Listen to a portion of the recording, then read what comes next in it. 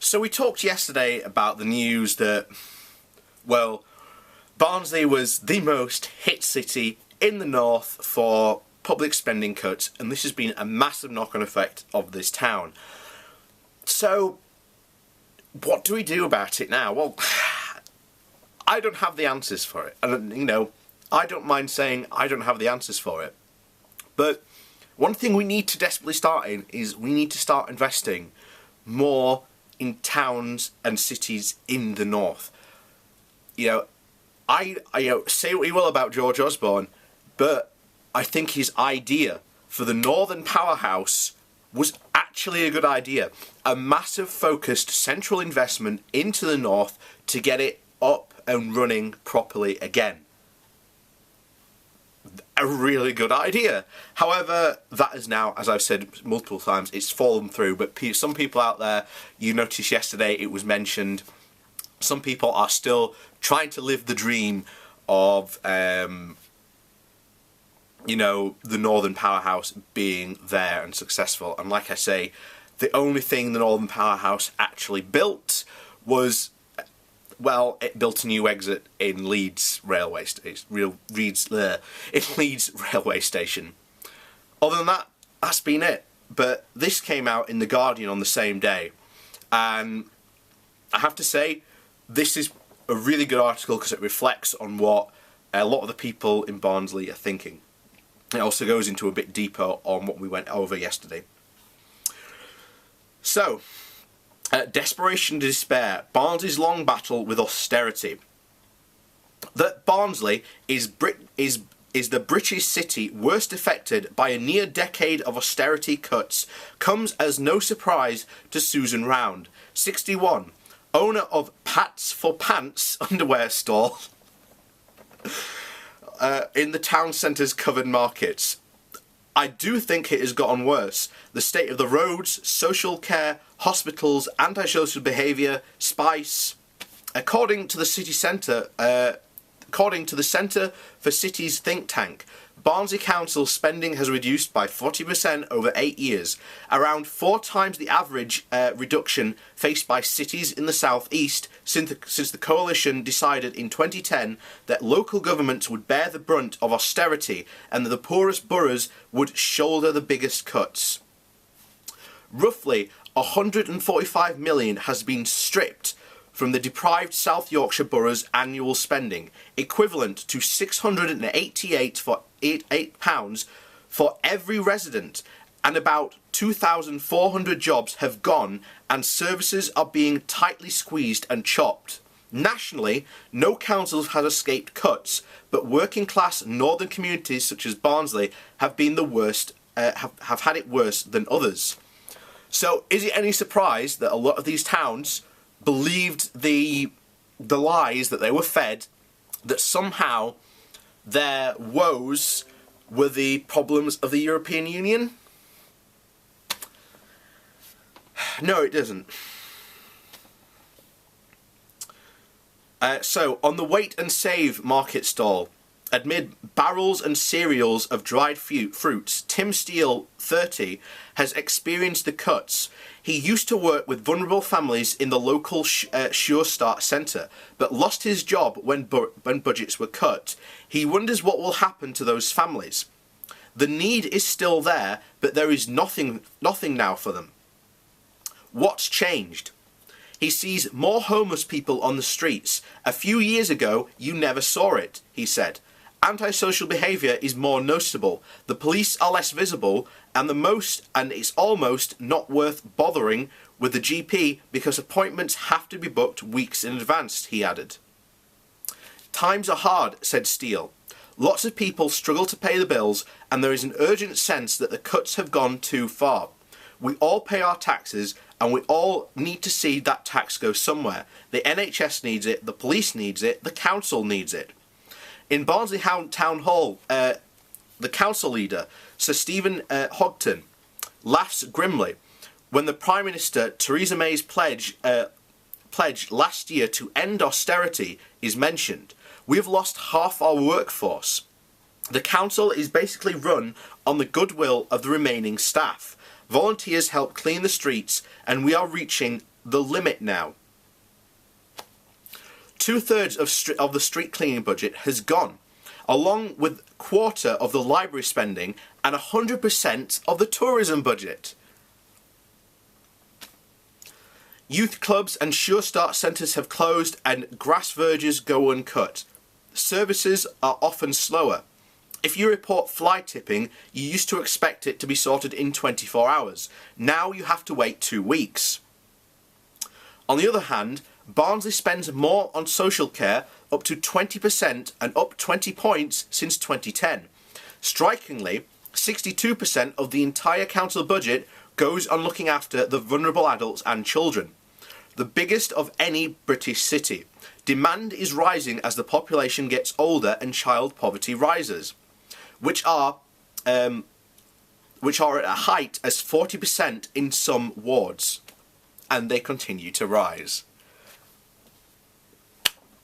And this is something that a lot of people are not talking about. I want to make this point now that all these, political channels, when if they once mentioned anything like this?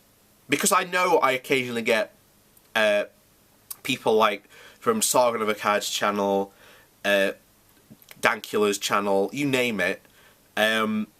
Occasionally they will come across my, my channel. So I want to ask people who are fans or even used to be fans, when have you ever heard these people talk about something that is really affecting towns and cities they are in?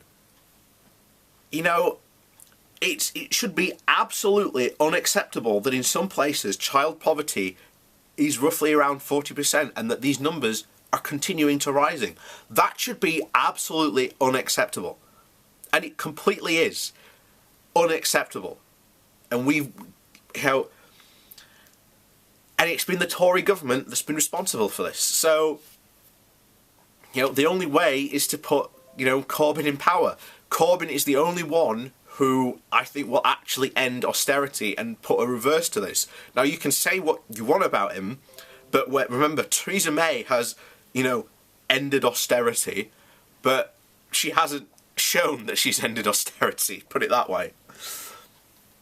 The rise is unmissable, says Houghton. The fear is that the council will be forced to shut down, which is what I said last video, because I have a huge worry after that report that Barnsley Council is going to be the next council to declare bankruptcy.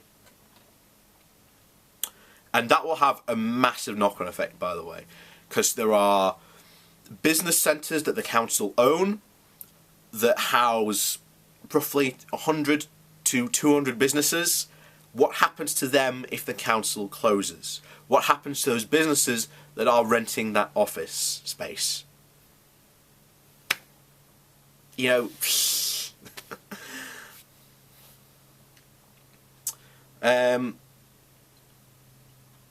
yes, the rise is unmistakable. We're forced to shut down everything else it does to meet. We are forced to shut down everything else it does to meet its legal obligations to deliver social care. You don't have to cut the grass, clean the streets, or mend the roads. But really, who would want to live in a place where you can't do those things? Said Houghton. Jane Holiday, the chief executive of Age UK Barnsley, said that the steep rise in adult social care spending reflects soaring demand, rather than evidence of a lush panoply of social provision. Care is tightly rationed, and the quality is often poor. Hurried care visits leave no time for a chat or a cup of tea with lonely clients. Some frail old people don't qualify for council help and struggle with cleaning, shopping, or gardening.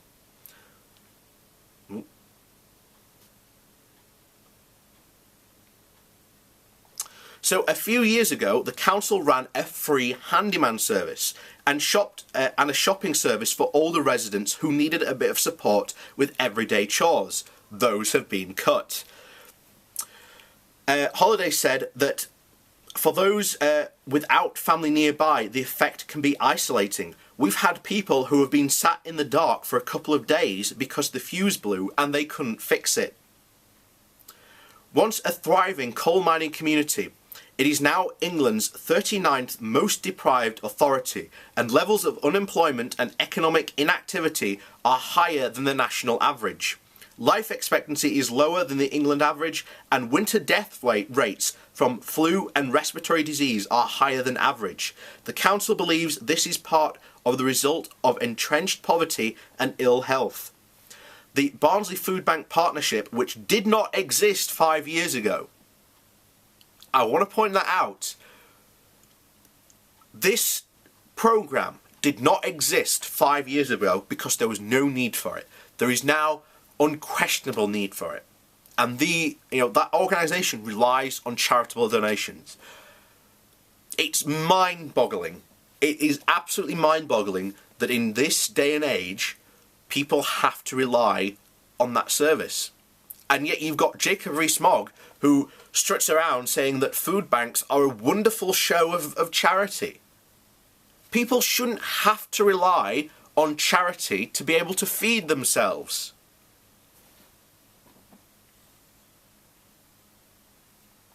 So the Barnsley Food Bank Partnership, which did not exist 5 years ago, now runs 11 outlets. Ironically, it gave out fewer food parcels last year, not because there was less hardship, but because a community project in one of the borough's poorest wards, one of its main referral agencies, was closed down. That austerity cut meant there was no one to refer hungry people for a food voucher. We are clear there's been no reduction in need, said Food Bank Chief Mark Neal. Oh, here we go.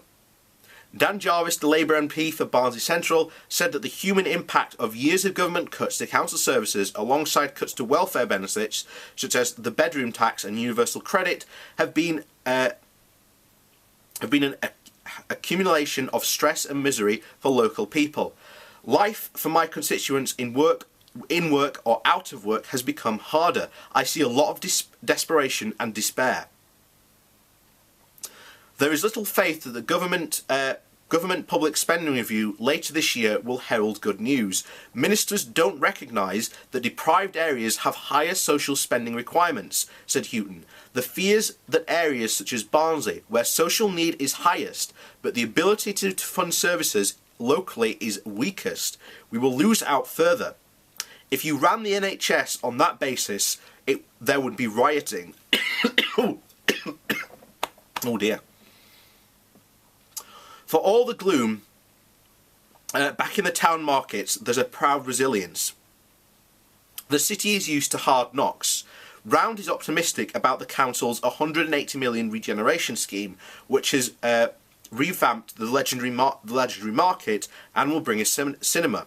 Barnsley is what it is, she said. It declined, but it's coming back.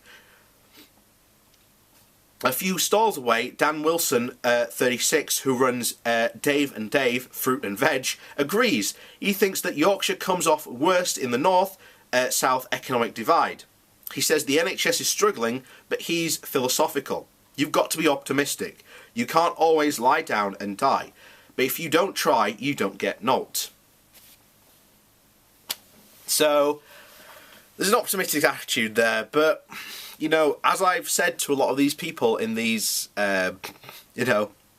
speaking to some of these people, one of the only organisations that helped support Barnsley during this time of absolute crushing austerity was, the EU. And I don't want to rub that in because, Barnsley, was like the third highest town to vote to leave. But, and again, this is, a fault of the government, not the EU, because a lot of people blame the EU for this. They're not responsible for setting the council's budgets. It's the government. But there you go.